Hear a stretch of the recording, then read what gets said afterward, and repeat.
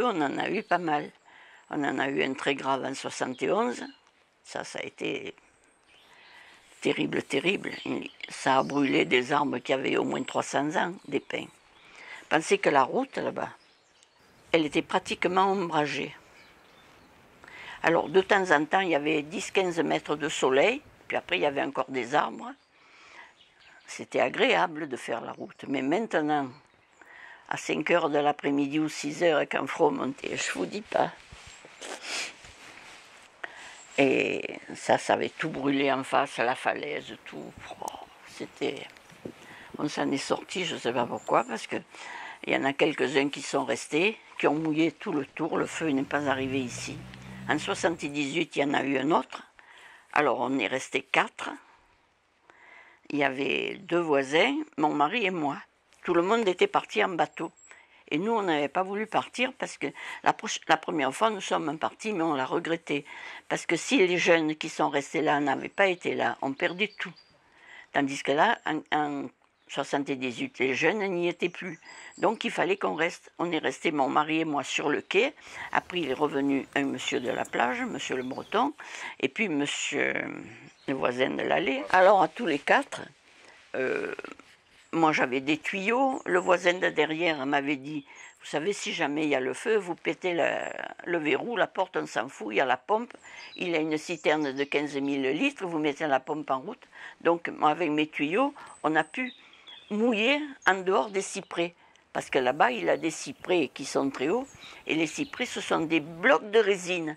Alors, si le feu prend là-dedans, il ne nous reste plus qu'à aller à la mer. Parce qu'alors, après, les bouteilles de gaz, tout part, tout saute, et bonjour les dégâts. Les 4 après, les jeunes sont revenus en bateau. Ils ont compris qu'il ne fallait pas. Ils sont revenus, alors ils nous ont aidés à éteindre un peu le pourtour, à faire un peu éteindre, parce que les pompiers sont arrivés aussi, bien entendu. Les pompiers, ils ont été extraordinaires. Mais enfin, ils ne pouvaient pas être de partout. Hein. Ils nous ont protégé le tour, et après, il a fallu que nous, on arrête les petits feux qui prenaient derrière les cabanons. Alors, avec les seaux d'eau, on remplissait la citerne. À la citerne, là-bas, on tirait. Ils partaient vite, jetaient les seaux d'eau. Celui qui nous a le plus marqué ici dans nos calanques, c'est des années 90, je crois que c'était en 91, où l'incendie était parti justement d'ici de Calelonque, et était mis volontairement derrière un cabanon. Ce qui immédiatement il s'est propagé jusqu'en haut des massifs, quoi. Il a fallu d'ailleurs que tout le monde s'en aille, il a fallu presque évacuer. Bon, ça a été un des incendies les plus importants. Par contre, le dernier, ça a été un départ de feu derrière la calanque de Marseille-Vert. Alors là, je pense que ça a été mis involontairement par un SDF qui a dû faire brûler ou qui a dû mettre une marmite à chauffer sur un réchaud qui s'est propagé. Mais on a vécu, oui, des incendies comme ça. Et il faut savoir que dans Marseille, vous connaissez Marseille, les incendies, des fois, prennent énormément d'ampleur, se propagent très vite. Et si le seul moyen de partir, c'est la mer. On n'a pas d'autre moyen, on n'a qu'une seule route, elle sera vite bouchée s'il y a un incendie. Donc il faudra partir vers la mer. Donc on est très attentif au niveau des incendies, très attentif. Il y a eu des grands incendies à Cassis. Je m'en rappelle de un où j'étais vraiment gamin, où il y avait le feu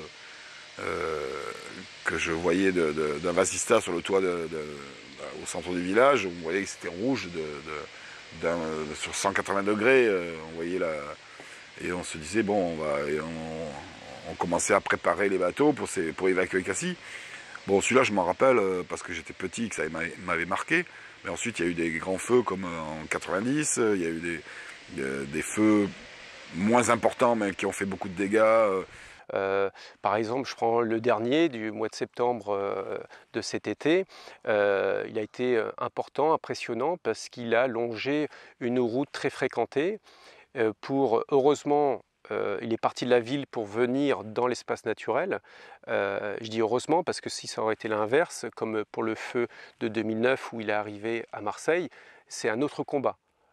Il faut protéger d'abord les personnes et les biens, tandis que là, nous n'avions qu'une seule préoccupation, de préserver les calanques et donc de préserver la nature. Même si il y avait un risque que ce feu arrive jusqu'à Cassis. Il y a toujours eu des feux à Cassis. Il y a toujours eu des feux à Cassis. Le point noir de Cassis, c'est le port de Carpiagne. C'était un plateau, il fait très chaud, quand il y a du Mistral, quand voilà, une cigarette, volontaire ou pas volontaire. C'était un des points faibles du village de Cassis. On a toujours l'appréhension du feu qui va venir jusqu'au village. Il n'y a pas longtemps, il y a eu des feux qui sont arrivés à lécher les premières maisons de Cassis, au Braille par exemple. C'est important. Je me souviens quand ça avait brûlé à Sormiou, moi j'allais déjà, j'avais une copine qui avait un cabanon, donc je passais souvent mes week-ends là-bas et ça avait brûlé et on était allé peu de temps après. Ouais, j'avais été marqué par ça. Et ce qui s'est passé dernièrement, je pense que ça a marqué aussi beaucoup de monde et on s'est bien rendu compte que le risque incendie, c'est quelque chose à proximité de la ville comme ça qui n'est pas négligé. Et il y en a tous un rôle à jouer de vigie, voilà, dans ce sens-là. Après, c'est malheureusement compliqué. Là où j'étais le plus sensibilisé encore, c'est quand il y a eu le grand feu en 1990, où là il y a eu des opérations à faire, au départ avec des chantiers de jeunes. On a nettoyé le massif aussi avec l'ONF. L'ONF a une grande participation dans ce travail. Donc, même c'est avec eux que j'ai appris à couper des arbres, appris à débroussailler. Et depuis, bien sûr, moi, mon rôle aussi, c'est de maintenir tout l'environnement autour le plus proche de l'auberge et même un peu plus loin quand je peux, de mettre le site en sécurité. Et puis c'est une manière aussi de faire prendre conscience aux gens que les risques d'incendie sont toujours importants et majeurs dans un site comme le nôtre qui est fragile, quoi. Après, il y en a eu un autre en 98, l'année de la Coupe du Monde, le 11 juillet. Là aussi, ça a été grave aussi. Mais là, et puis au premier feu de 71, les pompiers sont venus, bien entendu, et il y avait les Canadaires. Mais comme le feu a pris tard, les Canadaires sont venus une fois jeter de l'eau, mais ça n'a pas été suffisant. Après, ils n'ont plus pu voler parce que c'était trop sombre. Parce que c'était le 31 août et on avait l'heure d'hiver comme on va avoir la fin du mois. Donc, c'était déjà sombre et c'était trop dangereux pour les Canadaires. Les Canadaires ne sont plus venus, alors ça a été dur. Mais après, le matin et le lendemain, ils étaient présents et tout. Il n'y avait pas les hélicoptères encore à ce moment-là, il n'y avait pas les produits retardants, il n'y avait pas tout ça. Et voilà, ça c'était en 71. En 78, on avait alors les pompiers, les Canadaires, mais en 78, le feu a pris dans l'après-midi. Je veux dire, on a eu le temps de voir un peu, mais ça fait beaucoup de dégâts aussi. Hein. Tout là derrière, il y avait un sous-bois, tous les arbres qui avaient repoussé déjà du feu d'avant. C'était beau comme tout, mais il y avait un tapis d'aiguilles formidable. Quand le feu est arrivé par Morjou, par les crêtes, et quand là-haut, les pommes de pin ont éclaté, sont tombées là chez nous, ça a été quand le feu a pris dans les aiguilles de pin, on aurait dit un avion, le réacteur d'un avion qui allait décoller. Le bruit que ça faisait, vous vous rendez compte? Du vandalisme.